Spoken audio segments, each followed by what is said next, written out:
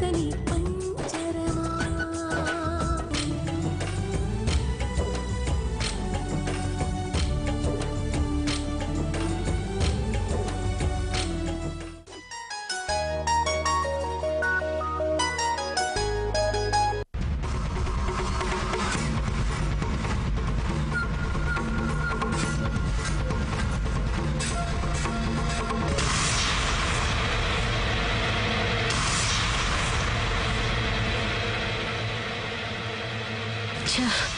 Miss అయిపోయాడు. ఎక్కడికి వెళ్ళుంటాడు? ఎవరికి కాంట్రాక్ట్ అప్పచెప్తున్నాడు? ఎలా తెలుసుకోవడం?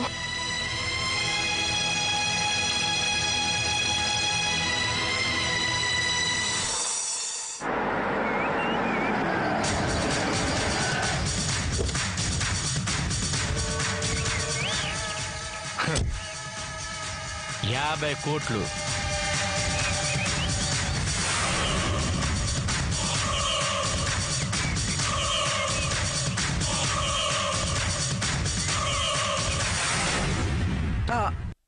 సరే నేను ఉంటాను. రా వినయ్, కూర్చో. నీకోసమే వెయిట్ చేస్తున్నాను. మీరు అడిగారుగా, వాళ్లకు దురవార్త మీకు శుభవార్త కావాలని తీసుకొచ్చా. ఏంటది? ఆయుధం.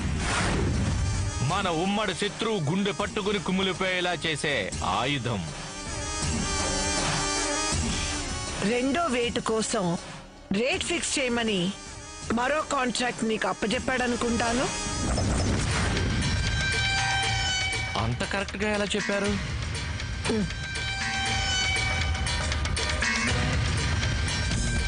ప్రెస్టీజియస్ కాంట్రాక్ట్ మీద నా కన్ను పడకుండా ఉంటుందా? ఆ హరిశ్చంద్ర ప్రసాద్ కి దక్కకుండా సొంతం చేసుకోవాలన్న కోరిక ఉండకుండా ఉంటుందా?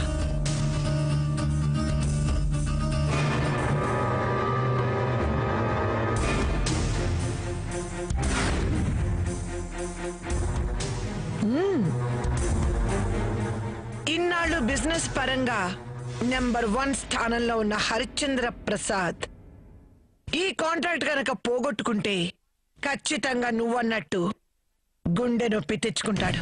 ఇది మీకు దక్కితే ఆయన గుండాగిపోతుంది కదా? దక్కేలా చేయగలవా నువ్వు? డౌటా? నీకేంటి లాభం? నా కన్న తండ్రికి కలిగే కోట్ల నష్టమే నాకు పెద్ద లాభం. అదెలా? ఈ ఫెయిల్యూర్ ని కక్కలేక మింగలేక హరిశ్చంద్ర ప్రసాద్ భరించినా చచ్చి బ్రతుకొచ్చిన భానుప్రసాద్కి మాత్రం మింగుడు పడదు. అభిప్రాయ భేదాలు రావడానికి ఈ ఒక్క అవకాశం చాలు. ఈ అవకాశం నన్ను ఆకాశానికి ఎత్తేస్తుంది. ఇదే అవకాశం హరిశ్చంద్ర ప్రసాద్ని పాతాళంలో నిలబెడుతుంది. ఇంతకు మించి మంచి అవకాశం లేదని నా మనసు ఖచ్చితంగా చెప్తుంది. కొటేషన్ సబ్మిట్ చేయడానికి 1 వీక్ టైమే ఉంది. అదే టైంలో హరిశ్చంద్ర ప్రసాద్కి ఢిల్లీలో కాన్ఫరెన్స్ ఉంది. తిరిగొచ్చేసరికి తిరుగులేని దెబ్బ పడుతుంది. All the best. Same to you.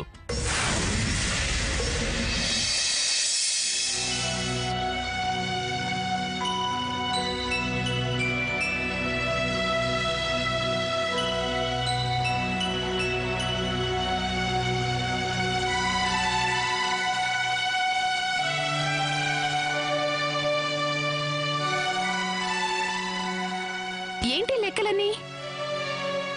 ఆదాయం 4, వ్యయం 44. మరి అప్పు? 4 కోట్లు. ఈ రోజు ఫైనాన్షియర్ వస్తానన్నాడు, మర్చిపోయారా?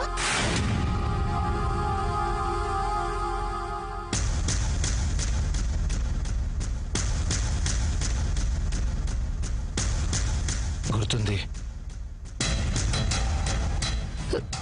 ఏం చెప్దాం?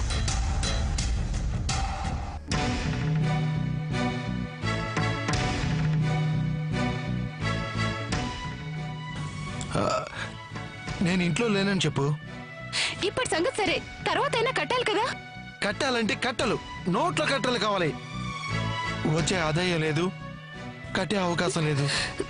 కట్టకపోతే కొట్టిపోయేటట్టున్నాడు. ఏడ్చాడు, వాడికి నేను దొరకాలిగా. దొరికావు కదా.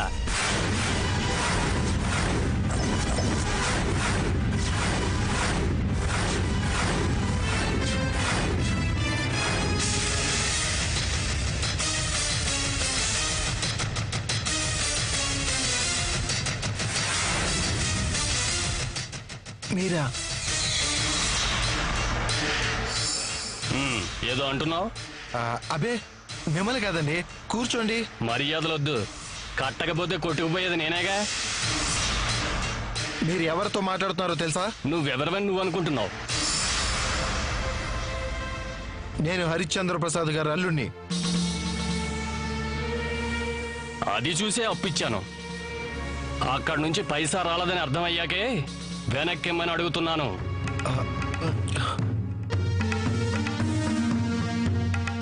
నా కర్మ కొద్ది కంపెనీ దివాళా తీసింది. కొంచెం ఓపిక పట్టండి, ఇచ్చేస్తాను. కొన్నాళ్ళని చెబితేనే ఇన్నాళ్ళు ఓపిక పట్టాను. నువ్వు వాయిదా పెట్టిన డేటుకే వచ్చాను. అంకుల్, మీ డబ్బు తప్పకుండా కడతాం. దయచేసి గొడవ చేయకండి. ఏంటమ్మా ఇది గొడవలా కనిపిస్తుందా? గొడవ అంటే ఇలా ఉండదమ్మా. మీ ఆయన కాలర్ పట్టుకుని వీధిలోకి లాగి మీ బాగోతం అంతా బయట పెడితే కానీ దాన్నమ్మ గొడవ అంటారు. 4 గోళ్ల మధ్య నిలబెట్టి కడిగేసినా మీ ఆయన దులిపేసుకుంటున్నాడు కానీ నువ్వన్నట్టు ఆ గొడవ జరిగితే తప్ప నాకు రావాల్సింది వచ్చేటట్లేదు. అలా అనకండి, ఆయన అందరినీ నమ్ముతారు. అలాగే ఆ రాజేశ్వరి దేవిని నమ్మి ఇలా మోసపోయారు. ఎవరిని నమ్మాడో ఎంత పోగొట్టుకున్నాడో నాకు అనవసరం. కేవలం హరిచంద్ర ప్రసాద్ గారు అల్లుడని ఇతను నేను నమ్మాను. దయచేసి ఆయన పేరు బయటికి చెప్పకండి. నేనేం ఆయన అల్లునని చెప్పి మీ దగ్గర ఫైనాన్స్ తీసుకోలేదు కదా. నేను ఎలా ఫైనాన్స్ చేశానో ఇప్పుడు మాట్లాడుకుని లాభం లేదు. నా డబ్బు నాకు రాకపోతే గనక మీ స్థిరాస్తులన్నీ జప్తు చేయించేదాకా వెళ్తాను. అప్పుడైనా ఆ హరిచంద్ర ప్రసాద్ గారి పేరు బయటకు రాక తప్పదు.